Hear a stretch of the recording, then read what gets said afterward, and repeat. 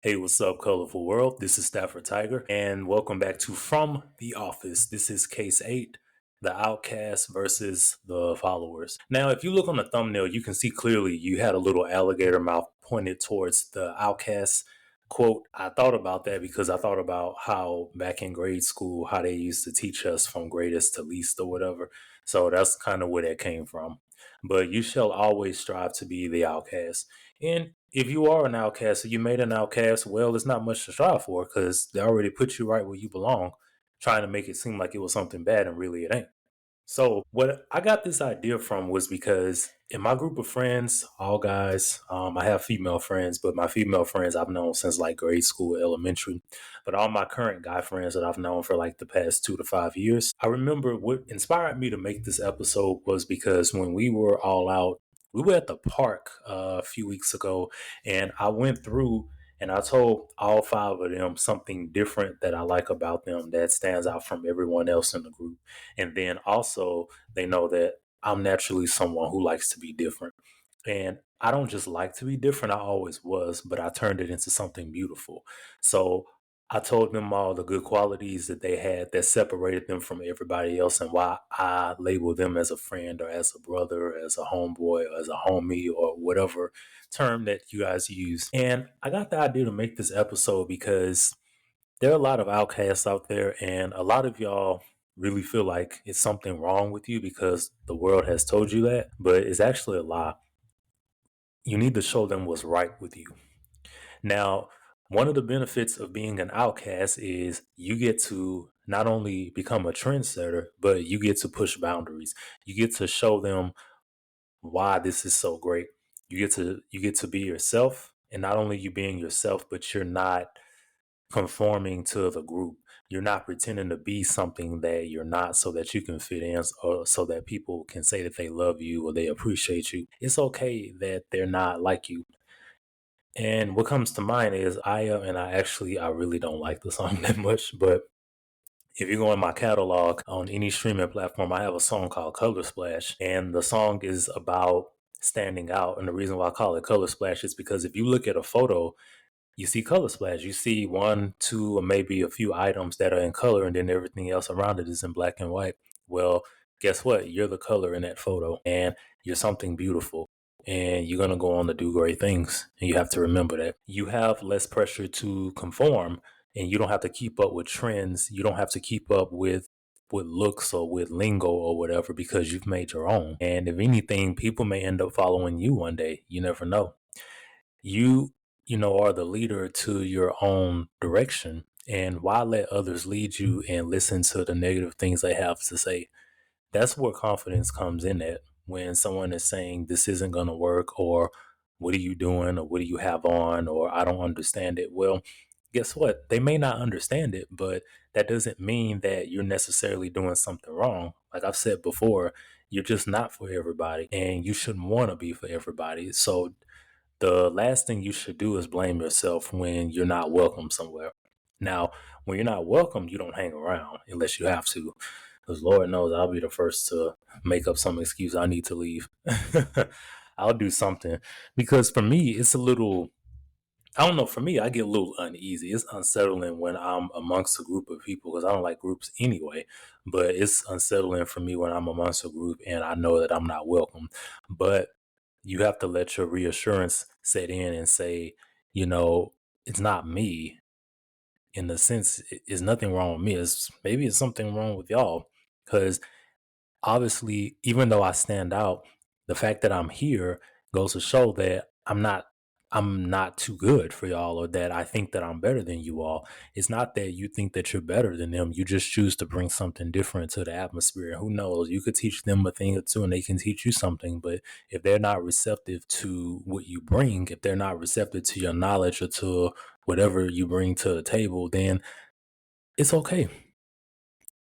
I mean, social acceptance is a really really big part of life, and it can also be detrimental or beneficial to our mental health. Because one thing we can't deny, people always walk around saying they don't need anyone, but one thing we can't deny is that we all want to be loved, or we all want to be accepted to a certain degree or somewhere or something or somehow in some situation, all of us. But at the same time, we've all been in situations where we were treated a certain way because of something. And that's why I go back to what I say earlier when I say just because something is off doesn't necessarily mean you did something wrong. That's just the way that the world works, unfortunately. So you just kind of have to, you have to bear it, bear that and stand tall and get through it. But, social acceptance being unsuccessful for you, can affect your mental health. And you shouldn't allow it to, because what you're doing is you're giving other people power over you when they're not abiding by you, or when you feel like they're not really accepting you for who you are, or they're not trying to welcome you. But having a good support system somewhere, be patient and you'll find it. Sometimes you do find it in a group of misfits, I would say. And we're all special, but the people that don't feel special or don't feel like they're important are actually some of the most special and gifted people. But you have to realize your greatness first, and then make yourself seen, make other people realize it, make them conform in a way, and let them fall under your, how do I say this? Let them fall to you. And by letting them fall, meaning let them fail to realize the greatness you have and realize they missed out, and then also the beauty in you. Now, there's going to be some conflict in life, but that conflict should only be with others and not yourself, because being self-conflicted is another recipe for disaster. Trust me, I've spent many lives in the hells there. Yeah, I said hell because it was truly that. Trust me, it's no vacation. But that mental prison comes from the lack of social acceptance that you have. And I understand, I've been in every situation. I understand what it's like to work with someone who doesn't like you, to be partnered on a project with someone who doesn't like you, or, even a family member that is not treating you correctly. I've been through it all, and I've had to sit through those situations or work through those situations. You can't always get up and leave or run or whatever, and you shouldn't. You have to go within your mind and find your inner peace. And one thing that an old friend told me one time, she said, as long as you had your peace of mind, you should be okay. That's all you need. And I know it sounds cliche. Oh, my peace of mind, and that's all I need. Yes. Your peace of mind, your confidence, and your self assurance is all you need. And you put the three of those together, and you have a very, very, very powerful weapon. I promise you. And what makes you an outcast could be anything. It doesn't necessarily have to relate to art. It could be your athletic performance. It could be your academic performance. You could be very, very smart. You could comprehend things faster than the next person can, or maybe your work ethic is better. We all have gifts and we all have beautiful parts of us, but you can't see that if you're listening to the negative people around you, and they can't see their greatness because they're too busy being, a hater towards you or towards anyone else. So do yourself a favor, and unlike them, do not miss out on what you have to offer and who you are. You know, whoever's listening, you're probably at a job you don't like, or you are probably in a place right now in your life that you don't really like. I'm here to tell you, like I say all the time, whatever you want, whatever you really, really want, you know in your heart that you're supposed to do that, you can have it. You can have it, but you're going to need your mental freedom, and you're going to need resilience going out in this world. It's okay to be an outcast. Jesus once said, if the world hates you, keep in mind it hated me first. And I never forgot that, because I'm not comparing myself to Jesus, but I have been in situations where I didn't feel very like or appreciate it.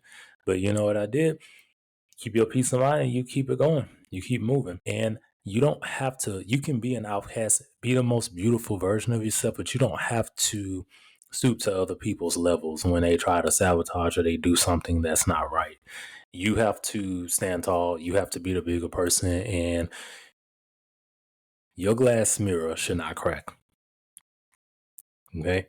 You do not need to rely on their validation to make your decisions. You do not need to rely on their negative thoughts, because let me tell you another thing. Sometimes when a person, there are many ways people can be conniving. When a person doesn't really like you, or when you are an outcast and you're being treated as such, what they can do is say things to try to brainwash you and try to make you, it's kind of almost like trying to pull you into what they want you to be, and that's another thing that could keep you from realizing your greatness. Like they want you to conform to what they feel like you should be, or make you into what they think you should be, just so that they can feel better. And that's not what you should be doing.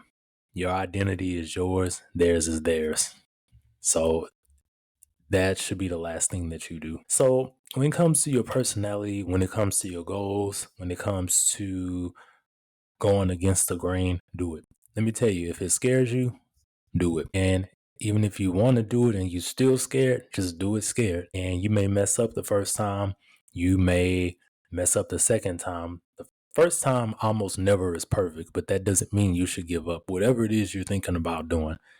But you gotta just trust yourself. You gotta trust yourself and fall in, and you have to remember your greatness. Your opportunities are at your hands. You can do this. And also, as you move forward in life and as you go out there and as you stand tall, as you take risks, you're going to meet people that will either like you, or you're going to meet people that accept you for who you are. And they're going to do nothing but water you in a good way, and you sharpen them. That's a figure of speech. Meaning, you know how you water a plant and it like grows up or whatever. Well, I'm saying water you as in, they're gonna elevate you. So I just thought I'd share that with you all. I've been an outcast before I knew I was an outcast, and I'm on the road to turn that into something great, and I hope that you all can do the same thing. And with that being said, that's all I have for case 8, the outcasts versus the followers. And I hope you take something from this, and don't forget to go out into the world and don't be a moment, be a lifetime, because a lifetime lasts so much longer. Okay, I recommend that.